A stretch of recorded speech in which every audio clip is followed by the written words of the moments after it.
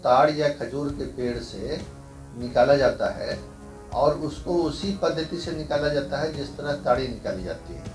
लेकिन अंतर ये है कि ताड़ी जो है वो देर से निकाली जाती है और उसको रखा जाता है जिससे उसमें फर्मेंटेशन हो जाता है, उसमें अल्कोहल की उत्पत्ति होती है और वो नशा लाने वाला पेय हो जाता है। नमस्कार, आप देख रहे हैं न्यूज़ फॉर नेशन और मैं स्वाति पांडे आपके साथ। बीते दिनों पटना में पासी समाज के लोगों ने पटना में जोरदार प्रदर्शन किया था। आपको बताएं कि पटना के जेपी गोलंबर में पासी समाज के लोगों का ऐसा प्रदर्शन हुआ था कि पुलिस प्रशासन को लाठीचार्ज तक करनी पड़ी थी और वो विधानसभा घेराव करने की मांग कर रहे थे। अब ऐसे में आपको बताएं कि आनन फानन में नीतीश सरकार ने कैबिनेट मीटिंग बुलाई और उस कैबिनेट मीटिंग में ये निर्णय लिया गया कि बिहार के जो भी ताड़ी बेचने वाले और शराब व्यापारी हैं उन लोगों को रोजगार मुहैया करवाई जाएगी और ये रोजगार मुहैया करवाने के लिए प्रति परिवार 1 लाख रुपया दिया जाएगा। आपको बताएं कि इन सारी बातों पर बिहार के मुख्य सचिव आमिर सुबहानी ने आज प्रेस कॉन्फ्रेंस करके क्या कुछ कह रहे हैं, आपको छोड़े जाते हैं उनकी पूरी बातों के साथ। तो वर्धक पेय है जो ताड़ या खजूर के पेड़ से निकाला जाता है और उसको उसी पद्धति से निकाला जाता है जिस तरह ताड़ी निकाली जाती है। लेकिन अंतर ये है कि ताड़ी जो है वो देर से निकाली जाती है और उसको रखा जाता है जिससे उसमें फर्मेंटेशन हो जाता है, उसमें अल्कोहल की उत्पत्ति होती है और वो नशा लाने वाला पेय हो जाता है, मादक पेय हो जाता है।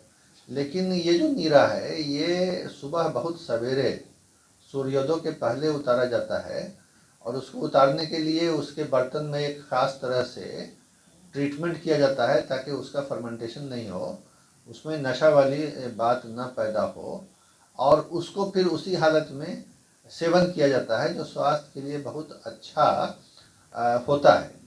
तो सरकार ने इस तरह के जो उत्पादक थे उनको पहचान करके उनको ताड़ी के बदले नीरा निकालने और बेचने की ट्रेनिंग दी और बड़ी तेज़ी से ये काम शुरू हुआ था पिछले 3-4 साल पहले। कोविड के पहले ये काम बहुत अच्छा चल रहा था। कोविड के 2 वर्षों में जिस तरह हर चीज़ प्रभावित हुई ये भी प्रभावित हुआ, लेकिन कोविड के बाद जो पिछला सीज़न रहा है नीरा का वो फिर जीविका के सहयोग से बहुत ही रिकॉर्ड सेल का और रिकॉर्ड कंजम्पशन का रहा है, जिसके आंकड़े बालामुरुगन जी आपको देंगे। तो वो बताया जाएगा कि नीरा का पिछला ट्रैक रिकॉर्ड क्या रहा है। और मैं ये कहना चाहूँगा कि अब जो मेन सीज़न शुरू होने वाला है नीरा का, एक खास महीनों में उत्पादन बढ़ जाता है, तो उसके लिए विशेष हम लोग तैयारी कर रहे हैं और सारी चीज़ें जो हैं वो उसी तरह से तैयार रखी जाएंगी कि जैसे ही वो शुरू हो और बढ़े, उत्पादन जो है ज़्यादा हो, तो हम ज़्यादा उसको ताड़ी के रूप में नहीं बल्कि नीरा के रूप में सेल कर सकें, जिससे कि परिवारों को आमदनी भी अच्छी हो और एक ऐसा पदार्थ जो गैर मादक है, मादक पदार्थ नहीं है, उसके सेल के अपने फ़ायदे भी हैं। क्योंकि जो मादक पदार्थ हैं उसके सेवन से कुछ बुराइयां आती हैं व्यक्ति में, समाज में।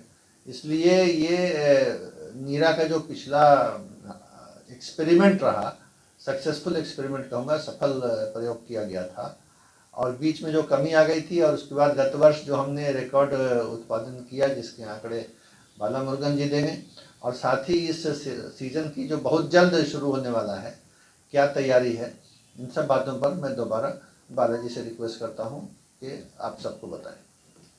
Thank you sir. जो नीरा के संबंध में सर ने कहा 2017 में प्रारंभ किए थे।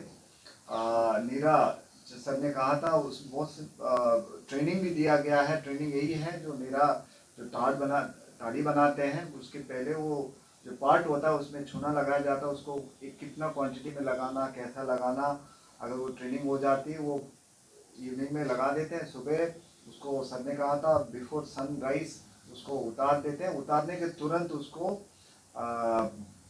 चिलिंग करना पड़ता है, वो कम टेम्परेचर में उसको मेंटेन करना पड़ता है। उसके बाद तुरंत ट्रांसपोर्टेशन की व्यवस्था की जाती है।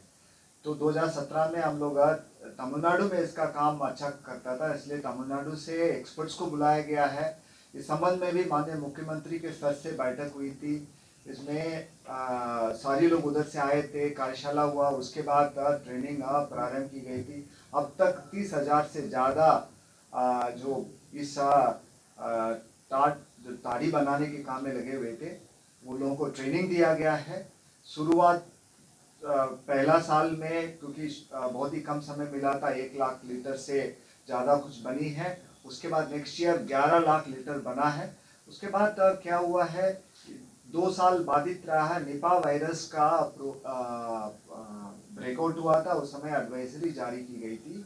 निपा वायरस के चलते ये सेवन करना मना, इसके चलते थोड़ा सा बाधित हुआ। उसके बाद सबसे ज़्यादा बाधित कोविड के दौरान हुआ है 2021 में।